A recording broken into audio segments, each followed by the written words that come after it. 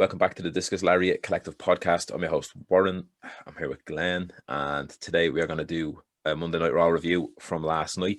I'm just going to kind of rattle through it, whatever, keep it short and sweet, because we were just literally just saying before we press record that not much happened last night. There was a few matches and this, that, and the other, but it was very plain, nothing really memorable, bar maybe Sheamus and Drew McIntyre, that kind of match. So yeah, we'll just get on with it. Let me see. So in terms of to start the show, we had The Miz come out, cut a great promo.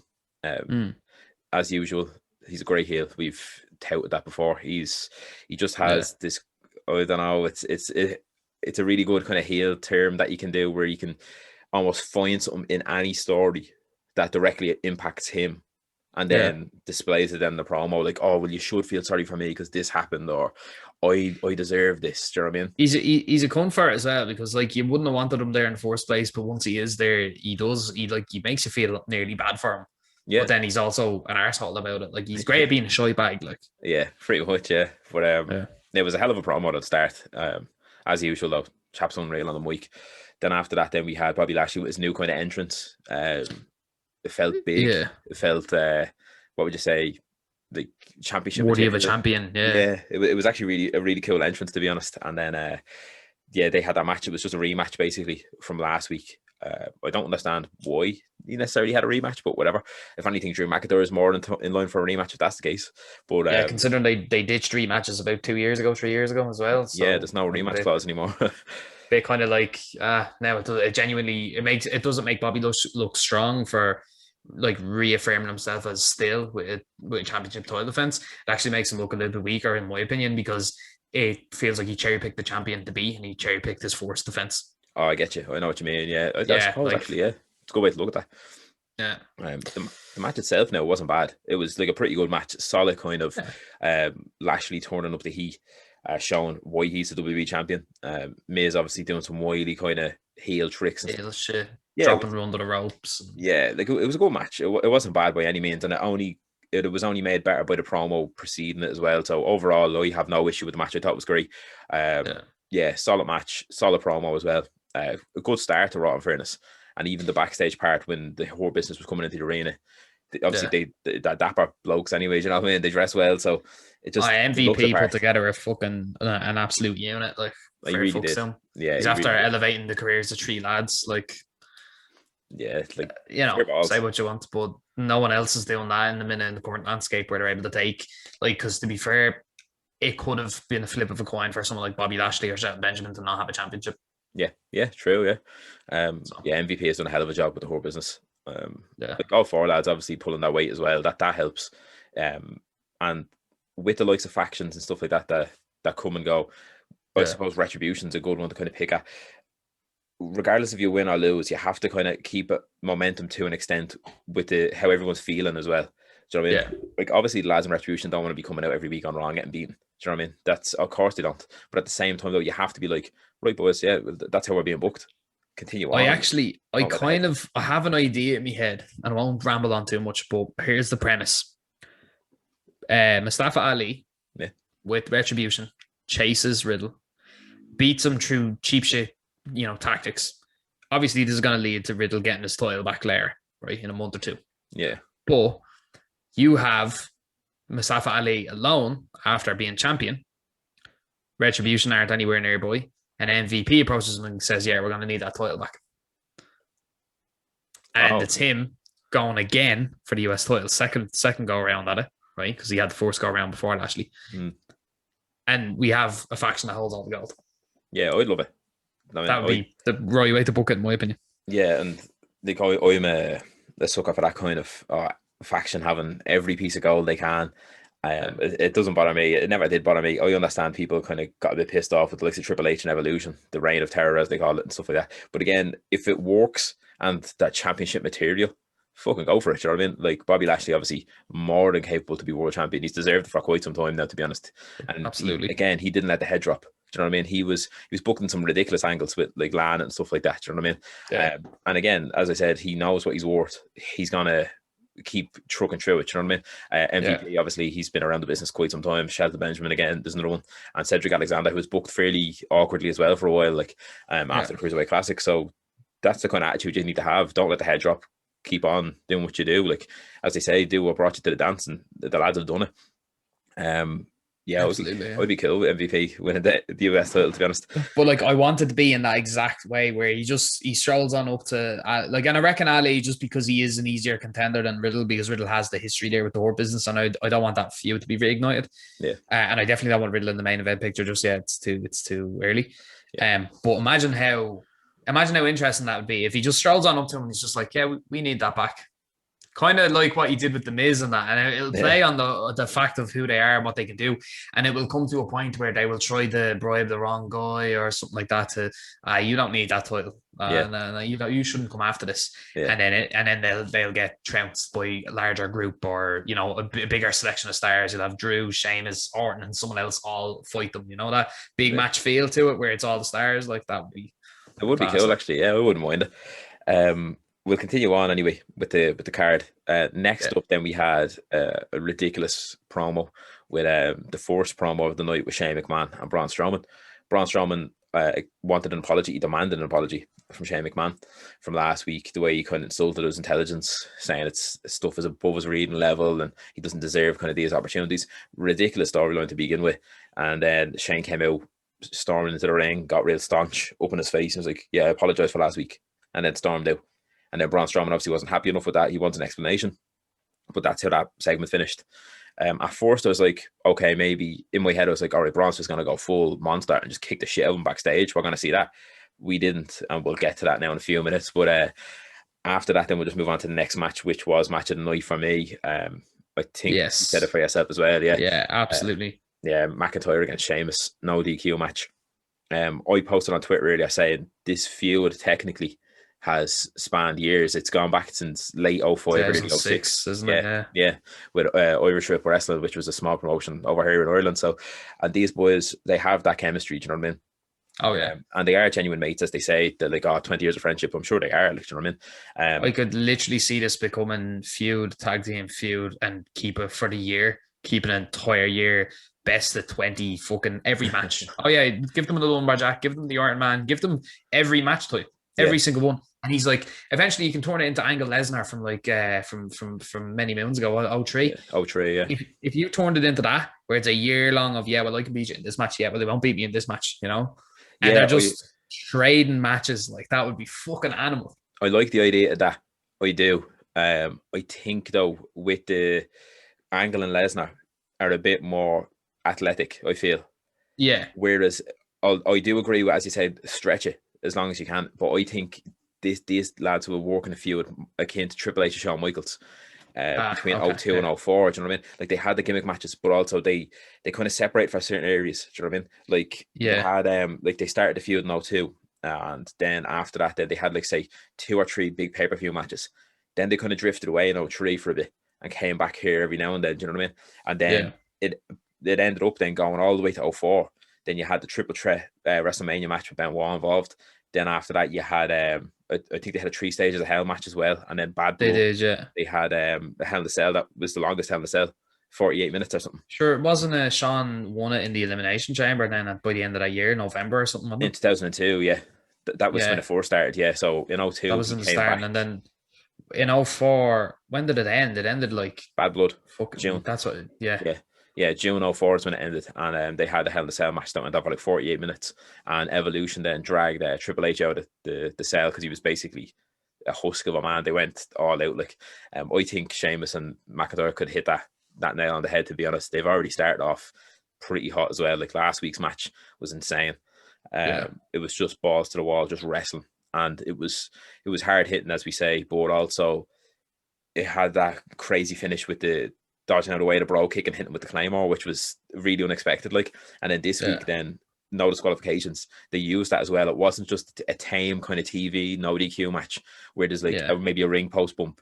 They used kendo sticks, which I suppose are overused in hardcore matches. Stairs and fucking stairs, and they bet the bollocks out of each other. And then with the likes of the finish, both clanging the stairs together, and they basically ruled it's a no contest. So that's even better. The fact that they didn't just say like, all right, Sheamus is after getting injured, leave it. They Yeah. no contested it, which is pretty good. So yeah, overall savage match. And it went on for a good bit of time as well. And it was one of the matches you can't really take your eye off it just in case something happens. And yeah, it was deadly. I loved it. I was like I said, match of the night. The lads put on a fucking show, and actually, it's a bit of a shame that we're getting this feud kind of, hit the wall so fast, because like 2 weeks in a row on Raw, we've gotten it from a build up that took maybe the bones of a month. Yeah, it's not for the title, obviously, but unless they are planning to fucking do in and out of team or feud or fucking and they're constantly, that's the angle you want to look out for.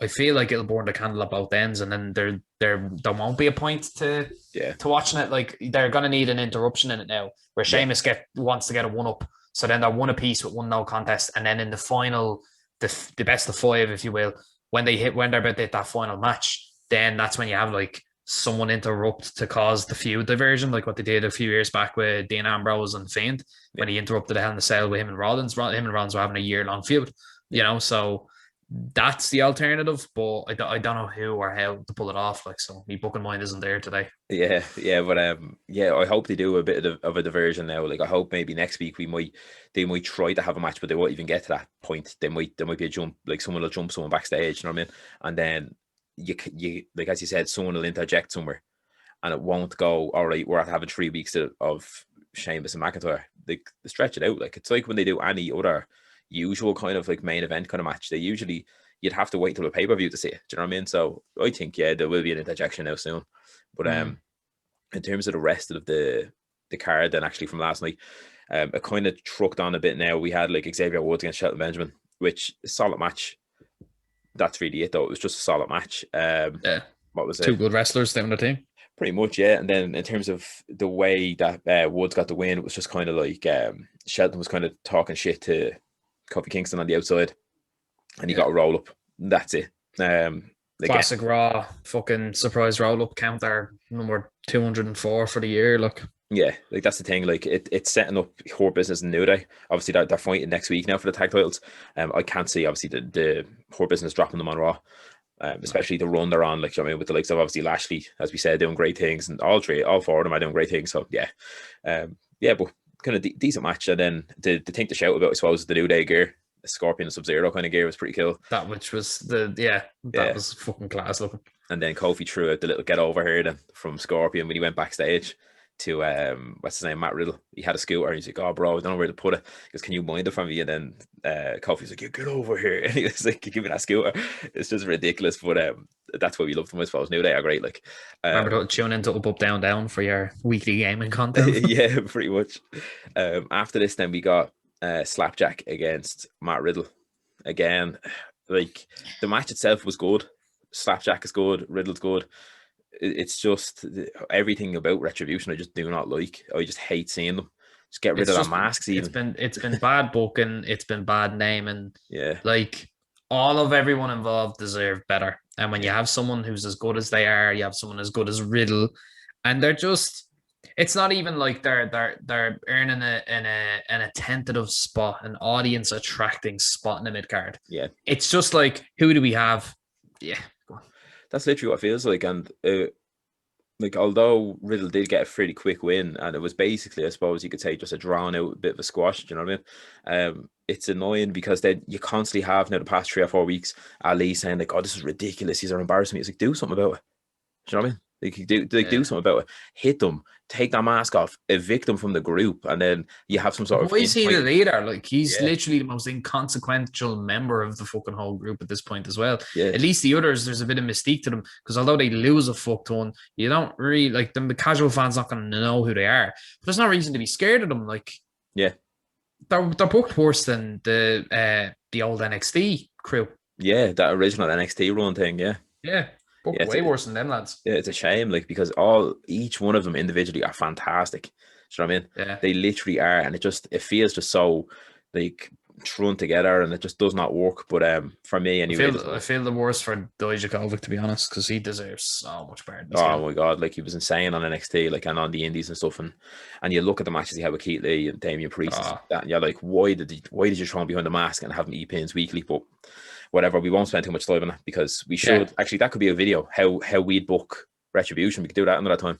Yeah, absolutely. Like, yeah, because otherwise, obviously, we'll be here fucking all night say doing this. But was it next up? Then we had Braun Strowman and Shane McMahon's second part of the promo, which was just as bad as the 10 seconds they got earlier. Do you know what I mean? Which was just crazy. And this was down to Shane McMahon. One, the man just pisses sweat the second he walks out under a light. He's literally like a lizard, like under a heat lamp. He just pisses sweat. So that's him. And then we have the fact that I don't know if he has a breathing issue. I don't know. But he's holding a mic and he's cutting his promo. He's talking and he's like,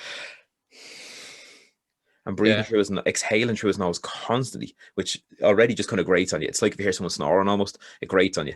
So you have this, and then you have the fact that it was almost like either he forgot his lines or he's kind of trying to stall for time. Maybe a match went too short, and Vince or someone in his ear was like, yeah, go out there and just stall. And that's literally how it came across. And I understand they were like, he didn't want to give Braun anything. Do you know what I mean? He wants to kind of elaborate, but then he's kind of baiting Braun a bit. He's just like, no, you know what? No, you're not worth my time. But then leave it at that. Do you know what I mean? But he just kept going at it, and it just frustrated me. So, like, right, so stars that elevate stars make sense to put them on TV, right? Mm. You get Sting out there. Yeah. Just as an example. You get Taker out there. They're going to bring in viewers. Yeah. Because they're iconic. Yeah. And if you have someone challenge them and beat them, or challenge them and look strong, or challenge them and have a good show, it can elevate a star. Yeah. There's only one person I can think of that benefited from a Shane McMahon feud in recent years, and that was Kevin Owens. Yeah. Only because him and Sami Zayn ended up getting back into the fold together, which was great to see. Yeah. Right? That was a long time ago. Shane McMahon doesn't have the notoriety to help elevate a star. No, he doesn't. If anything, it makes you feel sick to your stomach that you're going to see a Shane McMahon WrestleMania match take up a spot. Yeah, now we're getting to the meat and potatoes of it, and this is the last thing I'll say about the bloke. Look, he did a lot for contributing to an era as a whole, but he doesn't have the notoriety to increase stardom. He doesn't have the wrestling skill or talent to put on a show that again elevates talent or that makes you want to tune in and makes you want to watch. And the fact is, people like him, people like Hogan. I'm naming people who have degrees of notoriety, who have contributed very well to their era, but 100% rely on fan reaction and intrigue from the fans. I agree with that, actually, yeah. If Hogan were to turn up on Raw next week, I'd equally not give a shit what he does or says, who he talks to or what he does and who he does it to. If he fucking leg drops Strowman and then pins him and then immediately goes on to beat Bobby Lashley for the championship, I'll probably only care then because he's wrestling, right? Yeah. But having time dedicated to people who don't truly benefit who they're going to be in the ring with, and they're not even wrestling talent, is absolutely disgraceful. It's fucking super frustrating. Like, if it'd be like if we tune into AEW next week, and after all the little chit chats we've had about the Big Show or Paul White, if you want to call him that, and normally we compare AEW to the other shows as the big shows. That's normally what we do. But after coming off the back of a very good go-home show and an excellent pay-per-view despite its flaws, we're now doing the inverse of it. We're now comparing what had two excellent, good caliber matches to start your show and to make it good. And it begins to get derailed by Shane McMahon, and he's not a wrestler, and all of this sort of shit, and it's frustrating. It's frustrating as a fan. It's frustrating as someone who likes the business. It's annoying. It's just fucking annoying. Get him off me telly. Yeah, pretty much. It's the definition of like spot stealing, really. Like, and whether he had a match or not, like obviously it is looking like it's leading up to him and Braun at WrestleMania, which is a shame, and it gives you that like literally that feeling of like deflation. Almost, you're like, fuck. And that's the thing. I hate the Andre the Giant Battle Royale. I would love nothing more than to see just Braun Strowman go in and win that. If that's the only way they wanted to book Braun Strowman, go for it. But the fact that he has to fight Shane McMahon now at WrestleMania with looks things, it's a bit hit and miss, and it's a big miss. Give me a squash match.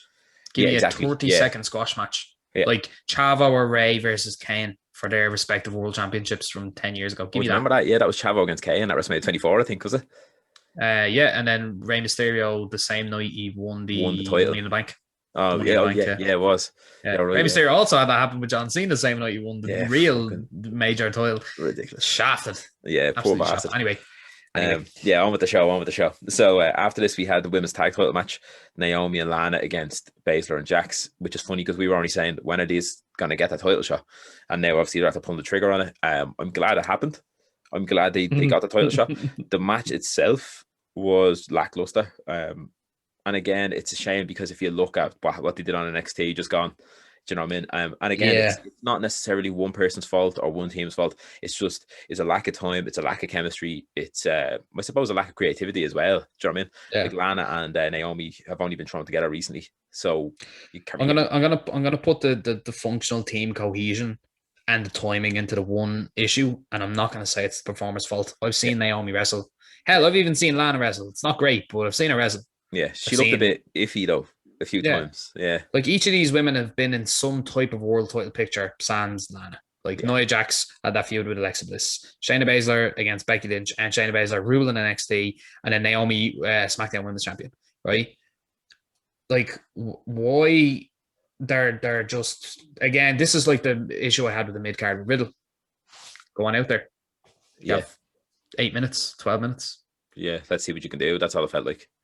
Um, Unfortunately, but it kind of like obviously the likes of the tag team champs retained. Sorry, Lana got at the pin as we expected.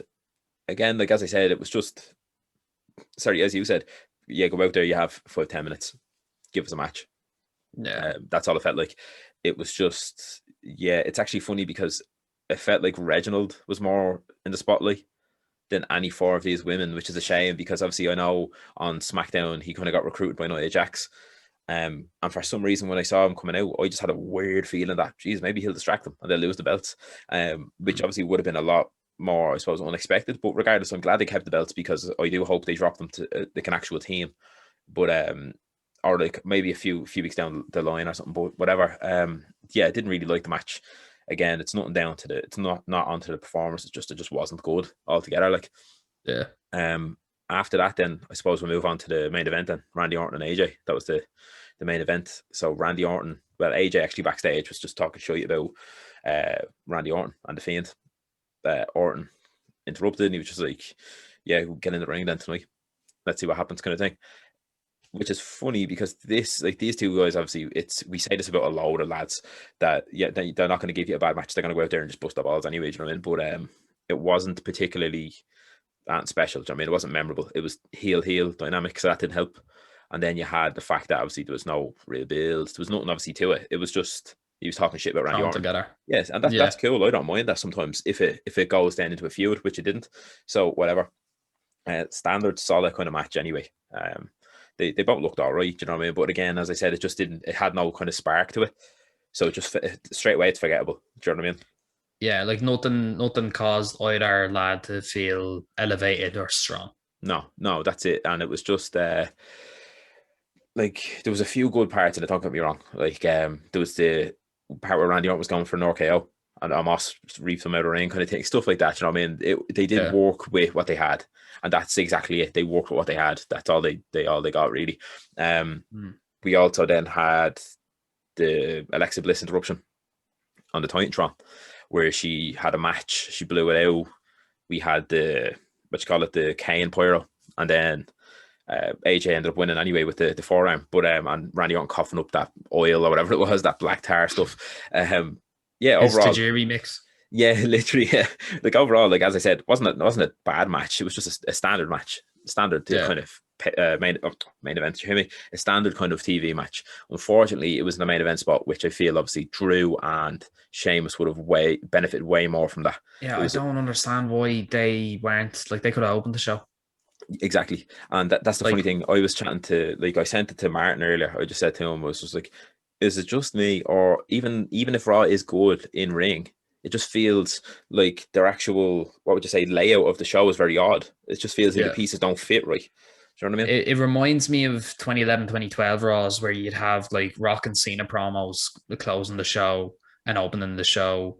and the second match or the second event on the card would be like CM Punk defending his championship Yeah. against like Mark Henry or something like in a chair match. And Yeah. you're like, this is, yeah, right. Or like where you're like for months on end, you'd get CM Punk opening the show and be like, oh yeah, deadly, like we did with Bobby Lashley tonight. And then like you have fucking like, who was it? Like fucking The Miz and R-Truth, or I don't know, fucking name someone, Santino Marella, or just random fuckers in like the main and co-main event spot. You're like, or it's the fucking Shane. But you remember when Sheamus and Randy Orton just fought each other like all the time?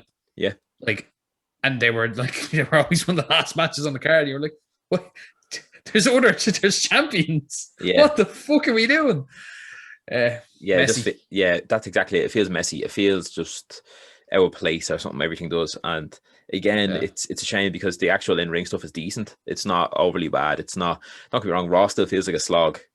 Yeah. 1 down to the 3 hours, and 2 down to the way it's laid out. That's what I think is the main issue. To be honest with you, for me, it's not necessarily that's 3 hours. I've nothing else to be doing during that 3 hours. Do you know what I mean? But it just feels like you could miss half of it at least. Like after, I'd nearly rather if they reduced it to 2 again, and then in the final hour do something like the way they've done with the 205, and do something like the way they used to have Raw as War. Like just have a 2-hour show that does good continuity. Then make your last hour some bonkers shit, just like whatever the fuck you actually wanted to be. Like you can just have dream matches, you can have like random, like you can do all wrestling, all promos. It doesn't really matter then, because the people who are tuning in for the 2 hours of solid, connectivity, like that's what they're gonna tune in for. Like I said it to you, I was exhausted because for the first time in a long time I stayed up and fucking watched the thing.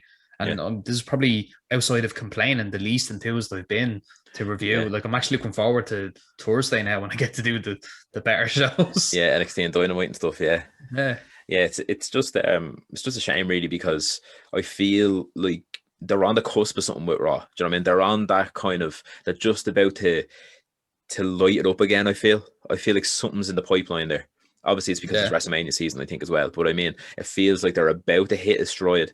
But if they keep going like this, as I said, I could have, after the Sheamus and Drew McIntyre match, you could easily have missed the rest. Stopped watching, like just stopped, like because the rest of it was just kind of flashes or moments. Do you know what I mean? Like I could have just looked up like Randy Orton onto YouTube, just typed that in. I would have seen him spitting up the black stuff, and then the pyro. I would have seen it. It takes 2 minutes. Like I don't need to sit there through an hour and a half of kind of just bog standard match. Like so, yeah. That's my thoughts on it. Like I thought overall, like I'd probably give it maybe a 6 out of 10, if that. Like I thought it was. 5, like the in-ring stuff was decent, but it just felt like the likes of the Shane McMahon thing took you completely out of it. There was a lot of backstage little interviews and promos. Like with at one stage there was Mandy Rose and Dana Brooke saying they should be fighting Asuka, and then Charlotte literally hit the nail on the head with her part of the promo. She was like, "We'll prove it." I mean, literally, you just do nothing, and I get it. And I understand people are always like, "Oh, Vince McMahon, he has the talent down, the hand on the neck kind of job." I get it, but also, what's stopping you knocking on his door? What's stopping you just chatting to someone backstage? One of the creative lads be like, "Here, look, do you reckon if I did this, maybe a gimmick change here, or could I go out and do this?" Ask, like, stop sitting around waiting for something. Look at what's happening to other people that were doing what they're doing. Like you take a look at Apollo Crews.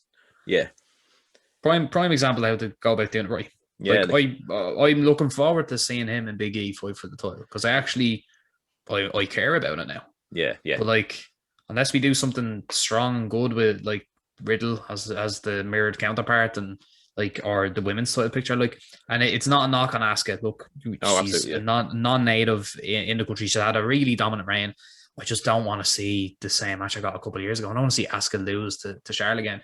Yeah. Get someone else to rub, but you have to create the intrigue first in the women's division, and that's probably the only time I've actually looked at someone and went, "Yeah, actually, who else is there on Raw?" Yeah, realistically, like Peyton Royce actually cut a promo on Raw Talk afterwards, and she had the same in the same vein as Sasha, Dana Brooke, and Mandy Rose, and she was like, "Why does it always have to be the same people?" And that, obviously you can agree with it, but like in my head I was like, yeah, actually, yeah, right. Because like, don't get me wrong, obviously the other two girls said it earlier on the show. They were like, "Why can't we fight her?" It's like, but yous don't do anything. Do you know what I mean?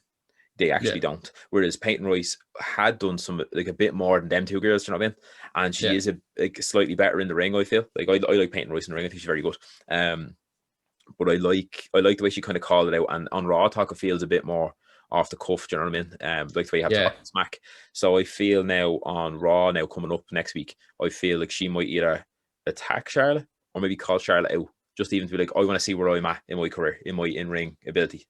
I'd like to see Charlotte come out and just demand, not to say Charlotte should become a heel and that, but like she kind of teeters on and off the whole time. Like, I'd love to see her challenge Asuka.